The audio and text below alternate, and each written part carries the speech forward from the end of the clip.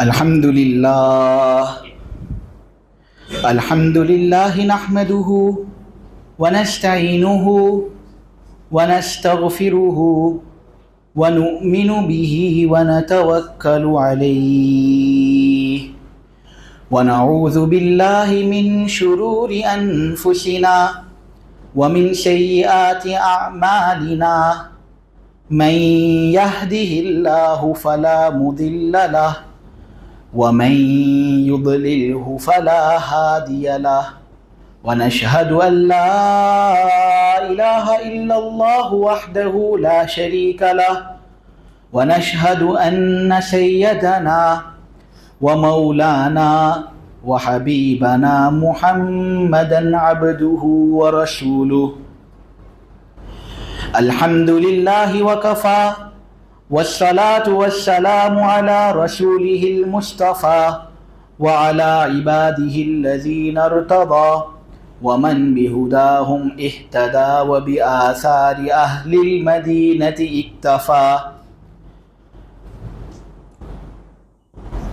قال رسول الله صلى الله عليه وسلم من كان له سعة ولم يضح فلا يقربن مصلانا رواہ ابن ماجہ فی سننہ۔ میرے عزیزو، جیسا کہ آپ سب لوگوں کو معلوم ہے،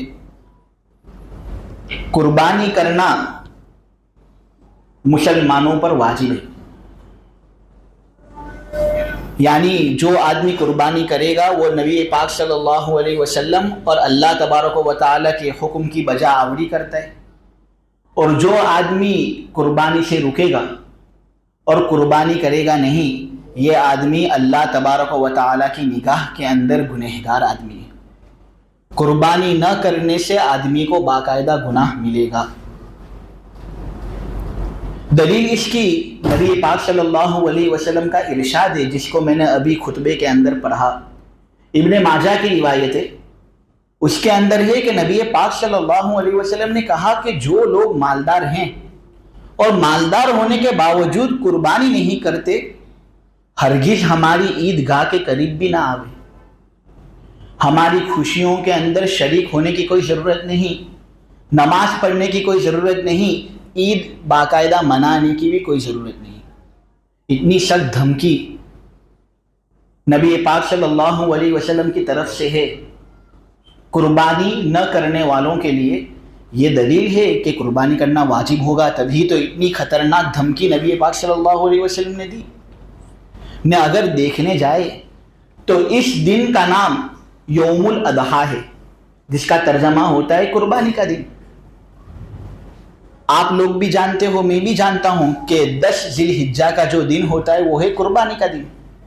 اگر اس دن کے اندر قربانی ہوگی تبھی تو وہ قربانی کا دن ہوگا۔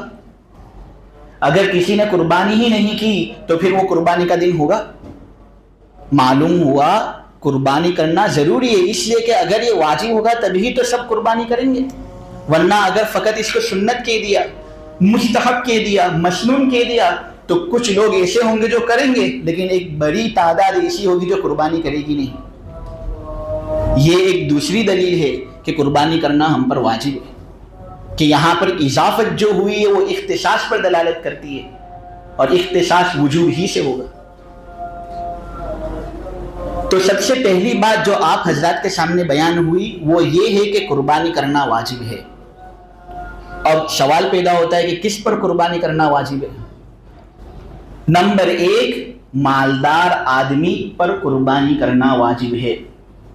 52.5 تولہ چاندی یا اس کی قیمت حاجت اصلیہ اور بالکل ضروری امپورٹنٹ چیزیں ہیں آدمی کی، ان کے علاوہ اگر کسی آدمی کے پاس رقم ہے، سامان ہے، دونوں کا مجموعہ ہے ایسا کہ اس کی رقم 52.5 تولہ چاندی کی ہو جاتی ہے، تو ایسے آدمی پر، ایسی عورت پر قربانی کرنا واجب ہوتا ہے۔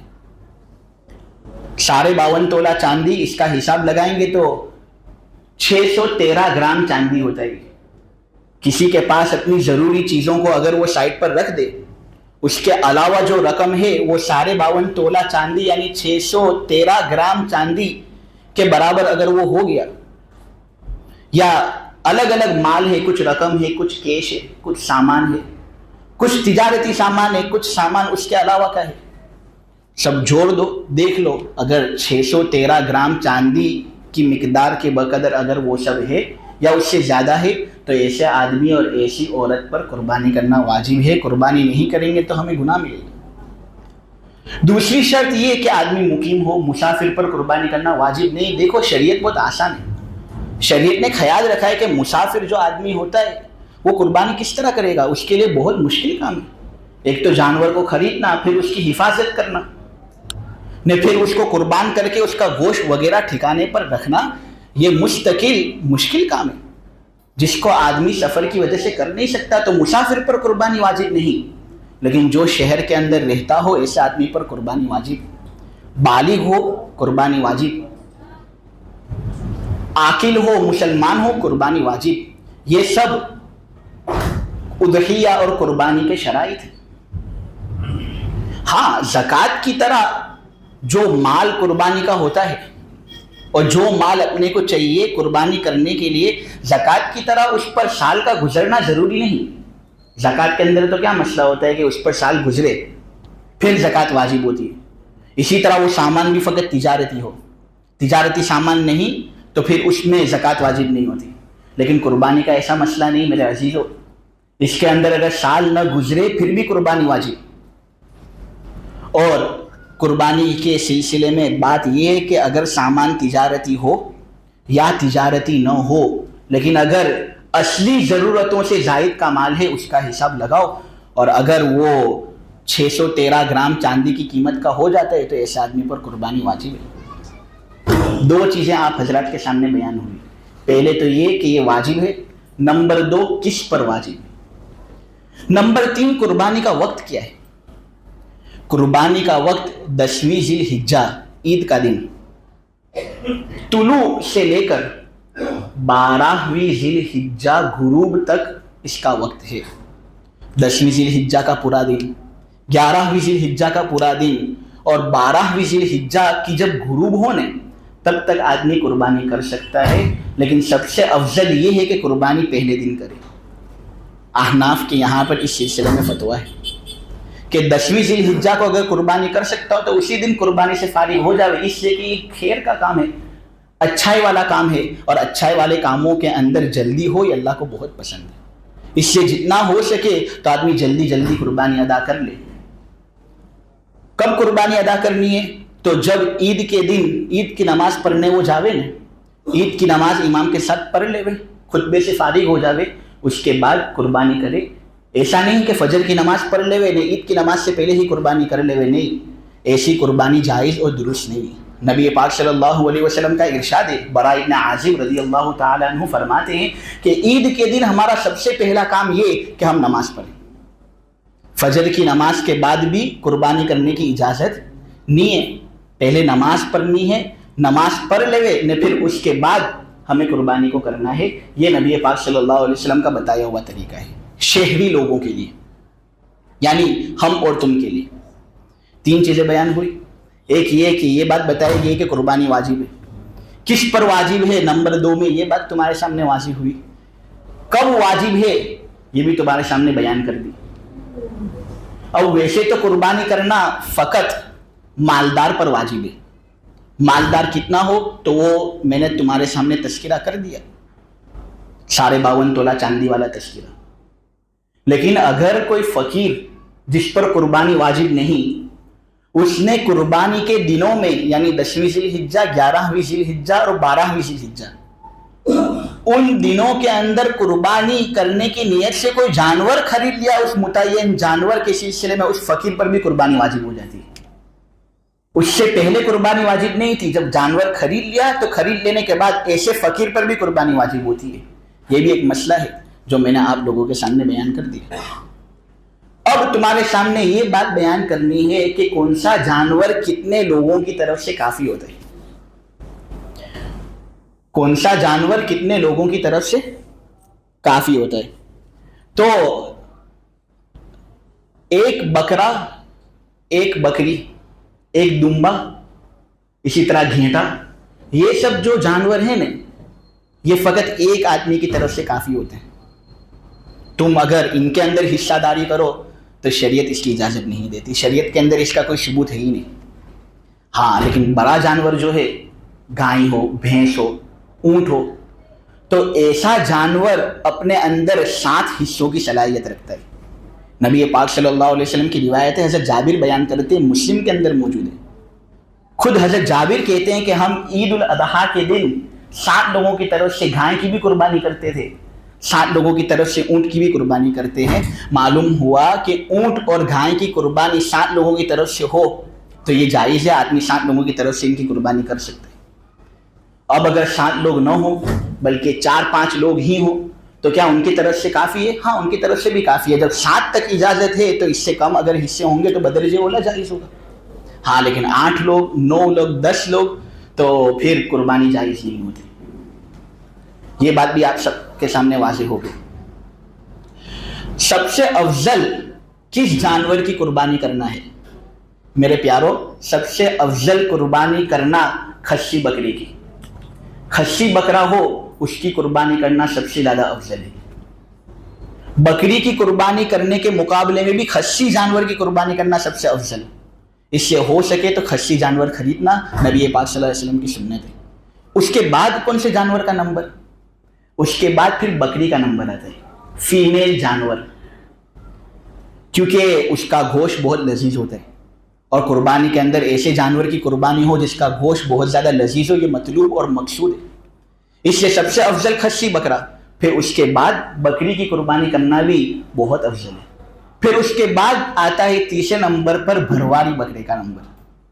بھرواری بکرا ایسا ہوتا ہے کہ اس کی قربانی سب سے افضل تو نہیں ہوتی لیکن تیسرے نمبر پر افضل ہوتی ہے. پھر چوتھے نمبر پر گائے اونٹ کی قربانی کرنا، کیونکہ ان کے اندر تو حصے ہوتے ہیں، 7 حصے کی گنجائش رکھتا ہے. تو آدمی اگر ایک گائے کو اپنی طرف سے قربان کرتا بھی ہے تو اس کے اندر فقط اس کا 7واں حصہ لگے گا، اس لیے اس کی قربانی کرنا سب سے کم افضل. لیکن حضرت مجدد الف ثانی رحمۃ اللہ علیہ نے اپنے مواعظ کے اندر یہ بات لکھی ہے. اسی طرح شاہ عبدالعزیز صاحب محدث دہلوی کے فتاویٰ کے اندر بھی یہ بات ملتی ہے اور فتاویٰ محمودیہ کے اندر یہ بات لکھی ہے، کل ہی میں نے پڑھی. ہندوستان کے اندر گائے کی قربانی کرنا یہ بہت زیادہ افضل ہے. وجہ اس کی یہ ہے کیونکہ یہاں پر گائے کی قربانی کرنا ایک اسلامی شعار بن چکا ہے کہ اس کی قربانی فقط مسلمان کرتا ہے، مسلمان کے علاوہ کوئی نہیں کرتا. تو اگر حکومت اجازت دیتی ہو کسی جگہ گائے کی قربانی کرنے کی تو اس کو اس اعتبار سے دوسرے جانوروں پر فضیلت اور خصوصیت حاصل ہے. فتاویٰ محمودیہ کے اندر یہ بات لکھی ہوئی ہے. یہ بات بھی تمہارے سامنے ہوگی. اب کوئی اعتراض کرے کہ یار قربانی کرتے ہیں، اس سے اچھا تو یہ کہ کوئی قیمت، جانور ہی کی قیمت فقیروں کے اندر بانٹ دے، تقسیم کر دے، یہ زیادہ ثواب کا کام ہے. نہیں، ایام نحر کے اندر قربانی کرنے سے زیادہ افضل کام کوئی ہو ہی نہیں سکتا. مالک نے حکم دیا، ہم نے اس کی اطاعت کی. اس نے تو فقط جانور کو قربان کرنے کا حکم دیا ہے. حضرت ابراہیم علیہ السلام کو تو بیٹے پر چھری چلانے کا حکم دیا گیا تھا، لیکن انہوں نے اس کی صدا پر لبیک کہا. تو کیا ایک جانور کی گردن پر ہم چھری نہیں چلا سکتے؟ کھاتے تو سب ہیں نا، گوشت سب کھاتے ہیں، لیکن قربانی کے دنوں کے اندر جانوروں پر سب کو رحم آ جاتا ہے. یہ سب ہمارے لیے ہی بنائے گئے ہیں. ہمیں جو اللہ تعالیٰ کی طرف سے دانت دیے گئے ہیں وہ سب ایک طرح کے نہیں، اس میں نوکیلے دانت ہیں، اور نوکیلے دانت کا ہونا دلیل ہے اس بات پر کہ انسان گوشت کھانے کے لیے پیدا ہوا ہے. اور خود انسان کی سسٹم کے اندر ایسے ایسڈ موجود ہیں جو گوشت کو پگھلا کر رکھ سکتے ہیں. اگر انسان سبزی کھانے کے لیے ہی پیدا ہوا ہوتا تو کیا اللہ اس کو اس طرح بناتا؟ ہماری بناوٹ ہوئی ہے گوشت کھانے کے لیے. اب اس میں شرمانا نہیں ہے، اس میں اللہ تبارک و تعالیٰ کی پکار پر لبیک کہنا ہے. اگر کوئی انسان کسی دوسرے انسان کو کھا جائے خود وہ بیمار ہو جائے گا، کیونکہ دوسرا انسان کھانے کے لیے ہوتا ہی نہیں. لیکن جانور کھاتا ہے، بکرا کھاتا ہے، اونٹ گائے وغیرہ اگر نوش فرماتا ہے وہ، تو اس کے اندر طاقت آتی ہے بلکہ صحت کے اندر اضافہ ہوتا ہے. وجہ اس کی یہی ہے کہ انسان پیدا ہی ہوا ہے گوشت کھانے کے لیے. یہ اس کی فطرت ہے. انسان سے اس کی فطرت کو مت چھینو، انسان سے اس کی فطرت کو نہیں چھیننا چاہیے۔ خیر، آپ لوگوں کے سامنے یہ اعتراض پیش کیا گیا تھا کہ قربانی کرنا زیادہ افضل ہے یا ایام نحر کے اندر صدقہ کرنا زیادہ افضل ہے، تو قربانی کرنا زیادہ افضل ہے۔ یہ روایتوں کے اندر آتا ہے، حضرت عائشہ رضی اللہ تعالی عنہ یہ روایت بیان کرتی ہیں کہ ایام نحر کے اندر قربانی کرنے سے زیادہ افضل کوئی قربانی ہے، کوئی عبادت ہو ہی نہیں سکتی۔ نے پھر دیکھو، آدمی قربانی کرتا ہے تو قربانی کر کے فقط جانور کو پھینک تو نہیں دیتا، بلکہ اس کا گوشت ایک حصہ اس کے اندر غریبوں کا بھی ہوتا ہے۔ معلوم ہوا کہ قربانی کرے گا تو دو عبادتیں کرے گا وہ، ایک تو قربانی والی عبادت اور نمبر 2 صدقہ کرنے والی عبادت۔ اور فقط صدقے کے اندر قربانی والی عبادت نہیں ہوتی، فقط صدقے والی عبادت ہوتی۔ نمبر 2، اس میں اللہ تبارک و تعالیٰ کے حکم کی بجاوری ہوتی ہے، اس کو کرنا واجب ہوتا ہے، صدقہ کرنا نفل ہوتا ہے۔ واجب کو نفل پر ترجیح حاصل ہوتی ہے، تو بچہ جانتا ہے۔ اور پھر وہ عبادتیں جو وقت کے نکلنے سے نکل جاتی ہو، ان کو کرنا افضل ہوتا ہے ان عبادتوں سے جو تم ہر وقت کر سکتے ہو۔ ہم طواف کرنے کے لیے جاتے ہیں مکہ مدینہ، مکہ کے اندر جب ہمارا جانا ہوتا ہے تو مفتی صاحب کہیں گے تمہیں کہ دیکھو طواف کرنا نفل نماز پڑھنے سے زیادہ افضل ہے۔ کیوں؟ کیونکہ ابھی ایک وقت محدود کے لیے تم طواف کر سکتے ہو، ہندوستان میں آ کر کون سا طواف کرو گے؟ وہاں جا کر ہی تو تم طواف کر سکتے ہو، پھر طواف کرنے کا موقع زندگی میں ملتا ہے یا نہیں ملتا، اس لیے نماز پڑھنے سے زیادہ افضل طواف کرنے ہے، کیونکہ وہ ایک ایسی عبادت ہے جو وقت محدود کے لیے ہے۔ پھر تم ہر وقت کر نہیں سکتے، نماز تو تم ہندوستان آ کر بھی پڑھ سکتے ہو، لیکن مکہ کے اندر جو کوئی رہتا ہو جو طواف ہر وقت کر سکتا ہو، اس کے لیے افضل نماز پڑھنا ہے نہ کہ طواف، کیونکہ نماز کا درجہ طواف سے اونچا ہی۔ معلوم میں یہ کہنا چاہتا ہوں اس سے کہ معلوم یہ ہوا کہ وہ عبادتیں جو وقت کے نکلنے سے نکل جاتی ہیں ہاتھوں سے، ان کو کرنا افضل ہوتا ہے ان عبادتوں سے جو تم ہر وقت کرتے ہو۔ قربانی کرنا فقط 10ویں ذی الحجہ، 11ویں ذی الحجہ اور 12ویں ذی الحجہ ہوتا ہے، پھر پورے سال کے اندر بھی اگر تم قربانی کرنا چاہو پھر بھی قربانی کر نہیں سکو گے۔ اور صدقہ یہ تو ہر وقت کر سکتے ہو، لہٰذا قربانی کرنا صدقہ کرنے سے اس وجہ سے افضل ہے۔ میرا عزیزو، دیکھو قربانی کرنے کے فضائل بہت زیادہ ہیں۔ احادیث کے اندر آتا ہے کہ نبی پاک صلی اللہ علیہ وسلم نے حضرت فاطمہ سے یہ بات کہی تھی کہ اے فاطمہ، جب تیرے نام پر قربانی ہو تو اپنی قربانی کے پاس حاضر رہنا، اس لیے کہ اس جانور کا ایک قطرہ خون بھی زمین پر گرنے نہیں پاتا کہ اللہ تبارک و تعالی اس آدمی کی مغفرت کر دیتا ہے جو قربانی کرتے ہیں۔ کون آدمی ایسا ہے جس کو اپنی مغفرت نہیں کروانی؟ گناہ تو ہم سے ہوتے ہی رہتے ہیں، صبح بھی ہوتے رہتے ہیں، شام کو بھی ہوتے رہتے ہیں۔ اب اگر کوئی بہانہ ہمیں ملتا ہو مستقل جس وجہ سے آدمی کی مغفرت ہو جاوے، تو اس کو چاہیے کہ وہ ایسے کام کرے اور ایسے افعال کو انجام دے۔ اور پھر ایک روایت کے اندر تو یہ ہے کہ نبی پاک صلی اللہ علیہ وسلم سے صحابہ نے پوچھا ما هذه الاضاحی، یہ قربانی کیا ہے؟ نبی پاک صلی اللہ علیہ وسلم نے کہا سنت ابیکم ابراہیم، یہ تمہارے ابا ابراہیم علیہ السلام کی سنت ہے۔ آدمی کو چاہیے کہ وہ نبیوں کی سنت کو اختیار کرے۔ پھر کہا فما لنا فیہا یا رسول اللہ، اس میں ہمارے لیے کیا اجر ہے اللہ کے رسول؟ تو نبی پاک صلی اللہ علیہ وسلم نے کہا بکل شعرۃ حسنۃ، آدمی جب قربانی کرتا ہے تو جس جانور کو وہ قربان کرتا ہے نا، اس کے بالوں کے بقدر اجر آدمی کے کھاتے کے اندر جمع ہوتا ہے۔ تو یہ تھے چند مسائل جو آپ لوگوں کے سامنے بیان کرنے تھے، کچھ فضیلتیں آپ لوگوں کے سامنے بیان کرنی تھی، وہ الحمدللہ اللہ کی توفیق سے میں نے بیان کر دی۔ اللہ تبارک و تعالی مجھے بھی عمل کی توفیق عطا فرمائے، آپ لوگوں کو بھی عمل کی توفیق عطا فرمائے۔ وآخر دعوانا ان الحمدللہ رب العالمین۔